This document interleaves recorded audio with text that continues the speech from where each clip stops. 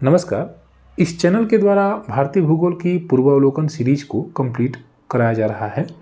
अगर आप state PCS, lower PCS, RO या बीपीएससी टीआरई 4 की तैयारी कर रहे हैं या ऐसी किसी एग्जाम की तैयारी कर रहे हैं जहां पर ज्योग्राफी सेक्शन से प्रश्न पूछे जाते हैं, तो ये वीडियो आपके लिए बहुत महत्वपूर्ण हो सकती है। इसके पहले हमने हिमालय पर 4 वीडियो अपलोड की है, जिसमें हमने हिमालय की उत्पत्ति, भारत में हिमालय का विस्तार, सिडनी ब्रॉयड के आधार पर हिमालय का विभाजन, साथ ही साथ पूर्वांचल में या पूर्वांचल की पहाड़ियाँ या पूर्वोत्तर भारतीय राज्यों में हिमालय का विस्तार किस प्रकार से है, इसका अध्ययन किया है। आज इस वीडियो में हम ब्रह्मपुत्र नदी के प्रवाह का अध्ययन करेंगे, क्योंकि यह एक महत्वपूर्ण नदी है। साथ ही साथ यहाँ से हमारी परीक्षाओं में प्रश्न भी पूछे जाते हैं। तो आइए शुरू करते हैं। आपको यह जानकारी होगी कि ब्रह्मपुत्र नदी 3 देशों से होकर बहती है। यह एक अंतर्राष्ट्रीय नदी है। अगर आप इस मानचित्र को नहीं समझ पा रहे हैं तो मैं आपको समझा दूं। ये सिक्किम है, ये भारत का पश्चिम बंगाल है, इधर बांग्लादेश दिखाई दे रहा है। ये देखिए, आपको बांग्लादेश दिखाई दे रहा है, इधर आपको मेघालय दिखाई दे रहा है।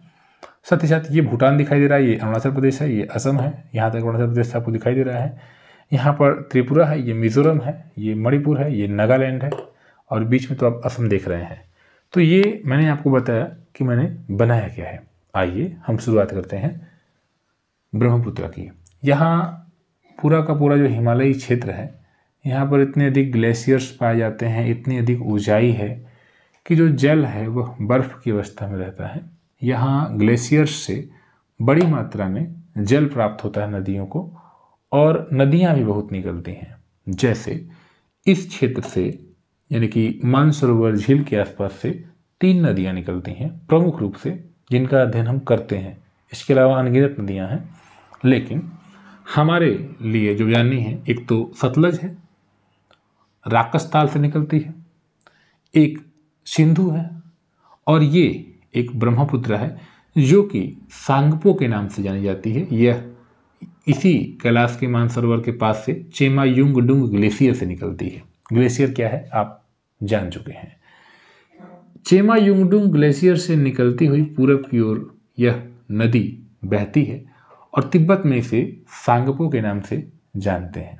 तिब्बत चीन के अधिकार में है। चीन ने इस देश पर जबरदस्ती अधिकार कर लिया है। आगे बढ़ते हुए यह नदी हिमालय को काटती है, हिमालय को काट कर एक गार्ज बनाती है। क्या हिमालय जितना ऊंचा, अगर आप इसको देखें तो 7 से 8 हज़ार मीटर ऊंचा हिमालय, क्या यह नदी इसके ऊपर चढ़कर आ पाएगी? नहीं। तो प्रश्न यह कि फिर ब्रह्मपुत्र नदी इस हिमालय को पार कैसे करेगी? तो उत्तर यह कि ये इस हिमालय के बनने से पहले ही ब्रह्मपुत्र बह रही थी। ब्रह्मपुत्र जिस रास्ते से बहती थी उस रास्ते का लगातार अपरदन किया, अगल बगल में हिमालय उठा, लेकिन ये अपने क्षेत्र को काटती रही और वहाँ पर हिमालय उठ नहीं पाया। आज अगर आप नामचा बरवा श्रेणी के आसपास के क्षेत्र में जाएं और ऊपर से आप नीचे देखें तो आपको एकदम नीचे बहती हुई ये दिखाई देगी, बहुत गहराई में। यहाँ पर इसको दिहंग गार्ज कह सकते हैं, जिस क्षेत्र से यह हिमालय को काट कर भारत में प्रवेश करती है, वहाँ दिहंग गार्ज आप उसको कहेंगे, और इस पर्वत श्रृंखला को नामचा बरवा कहेंगे, जहाँ से ये यूटर्न लेती है। यहीं से हिमालय भी कुछ यूटर्न लेता है और भारतीय राज्यों में अलग अलग नामों से जाना जाता है। इसका अध्ययन हमने इसके पहले की वीडियो में किया है। लेकिन हम अब जब ब्रह्मपुत्र की बात कर रहे हैं तो इस बात का ध्यान देंगे कि यह नामचा बरवा पर्वत से यू टर्न लेकर भारत के अरुणाचल प्रदेश में प्रवेश करती है, जहाँ इसे सियांग कहा जाता है। यानी ये जो पहाड़ी क्षेत्र है, आपको पर्वतीय क्षेत्र है, यहाँ पर इसे सियांग कहा जाता है। आगे बढ़ते हुए अरुणाचल प्रदेश के मैदानी भागों में जब यह प्रवेश करती है तो इसे दिहांग कहा जाता है। इस नदी का अलग अलग नाम आपको जरूर जानना चाहिए। सांगपो अरुणाचल के पर्वतीय क्षेत्रों में सियांग, अरुणाचल के मैदानी क्षेत्रों में दिहांग।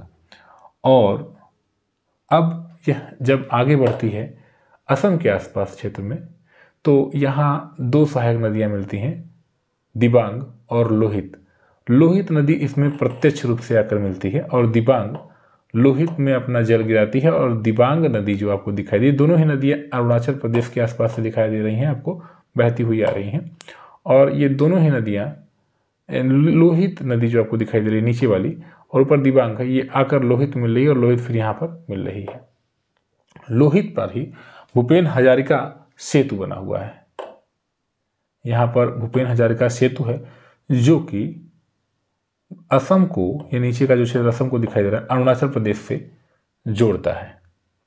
यहाँ पर सदिया है और यहाँ पर ढोला है, ये एक जगह है अरुणाचल में, और इन दोनों को लिंक करते हैं, इसको ढोला सदिया पुल भी कहते हैं। भारत का सबसे लंबा सड़क पुल यह है, यह भी आपको याद रखना होगा। लगभग 9 किलोमीटर इसकी लंबाई है।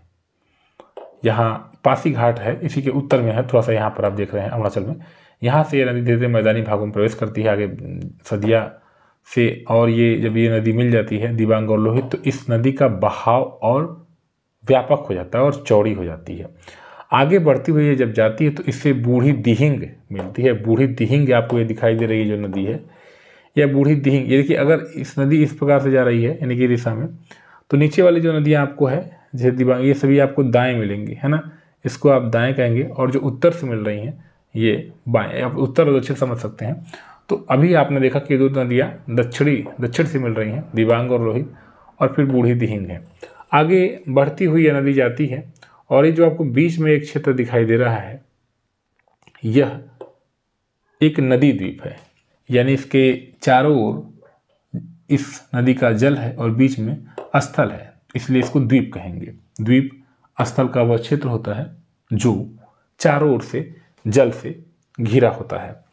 और ये जो नदी द्वीप है इसे माजुली कहते हैं, जो कि 2016 में इसे नदी जिला घोषित किया गया था। आगे बढ़ती हुई ये अब असम में मैदानी भागों में जाती है, और उसके बाद फिर ये धुबरी से साउथवर्ड टर्न लेकर बांग्लादेश में प्रवेश कर जाती है। अब बांग्लादेश में इसको जमुना कहते हैं, जमुना, इस बात को भी आप याद रखेंगे। और उसके बाद जब ये आगे बढ़ती है तो भारत से आने वाली तीस्ता नदी आप जानते हैं। तीस्ता भारत से सिक्किम से निकलकर पश्चिम बंगाल होते हुए आगे जाती है और ब्रह्मपुत्र से मिल जाती है, यहाँ इसको जमुना कहते हैं। आगे बढ़ती हुई जमुना भारत से आने वाली गंगा, देखिए इस प्रकार से, जिसे मेघना कहते हैं, माफ करिएगा, जिसे पद्मा कहते हैं, तो पद्मा से मिल जाती है एक शाखा, और एक और शाखा ब्रह्मपुत्र के आगे जाती है जो कि मेघना से मिलती है। मेघना भारतीय क्षेत्र से आती है, जिसे मणिपुर के आसपास से निकल कर आ रही है, यहाँ पर इसको बराक कहते हैं। और फिर ये आगे कुछ इस प्रकार से बहती हुई देख रहे हैं आप, देखिए नागालैंड के बॉर्डर से निकल रही है मणिपुर में, और इसके बाद ये कुछ इस प्रकार से बहते हुए साउथ की ओर बहती है, फिर यू टर्न लेकर वापस से, देखिए जैसे पर्वतीय क्षेत्र है, यह जिस प्रकार से ढाल है उसी प्रकार से इसका बहाव भी है। आगे बढ़ते हुए फिर ये टर्न लेती है, और टर्न लेकर सिलचर के पास से पश्चिम की ओर मूवमेंट करते हुए आती है, और उसके बाद फिर ये बांग्लादेश में प्रवेश कर जाती है। और यहाँ पर ये 2 शाखाओं में बढ़ जाती है, वापस 2 शाखाओं में जुड़ती भी है। जैसे जिस प्रकार से ढाल है उस प्रकार से इसका बहाव होता है। यहाँ पर इसको अब मेघना के नाम से जानते हैं। शायद मेघ इसके ऊपर से नाना करते हुए गुजर जाता है कि हम बारिश नहीं करेंगे, शायद इसलिए इसका नाम मेघना है, मेघ नाना करते हुए। बांग्लादेश में ऐसी स्थिति होती है कि बादल इसके ऊपर रहेंगे लेकिन बारिश नहीं करेंगे। क्यों? क्योंकि यहाँ पर पर्वत ही नहीं है। पर्वत यहाँ पर है मेघालय के पठार के पास, तो भारत में बारिश हो जाएगी, लेकिन बांग्लादेश में बारिश नहीं होगी। क्यों? मैंने बता दिया, यहाँ पर पर्वत नहीं है। तो फिर ये मेघना आगे जाएगी और इसी के ये जमुना से मिलेगी, और इस संयुक्त धारा को मेघना के नाम से जाना जाता है। आगे बढ़ते हुए ये बंगाल की खाड़ी में विलीन हो जाती है और विश्व का सबसे बड़ा डेल्टा बनाती है। लेकिन इसके सहायक नदियों को अगर हम देखें तो एक बार फिर से अगर आप इसके नॉर्थ उत्तर की ओर से देखें मिलने वाली नदियाँ, तो ये सुबानसिरी आपको दिखाई दे रही है। सुबानसिरी को अगर आप देखें तो ये जो आपको तिब्बत का पठार का क्षेत्र है यहीं से निकल कर आ रही है, और ये अरुणाचल प्रदेश होते हुए असम में मिल जाती है। इसी के अलावा ये आप देख रहे हैं कामेंग है, कामेंग अरुणाचल प्रदेश से होते हुए आती है, असम में मिल जाती है। ये मानस है, मानस भी तिब्बत के पठार के क्षेत्र के तिब्बत क्षेत्र से आती है, और फिर यहीं से ये भारत के अरुणाचल प्रदेश में प्रवेश करती है और उसके बाद फिर भूटान में चली जाती है। देखिए ये भूटान में आ रही है मानस, और फिर ये आगे बढ़ते हुए मिल जाती है भारत में, असम में, फिर इसी ब्रह्मपुत्र से। इसके अलावा मैंने आपको तीस्ता के बारे में बता ही दिया है। तो ये 4 प्रमुख नदियाँ आपने देख लिया जो कि नॉर्थ उत्तर की ओर से मिल रही हैं, और दक्षिण की ओर से मिलने वाली नदियों में दिबांग और लोहित संयुक्त रूप से यहाँ मिलती हैं।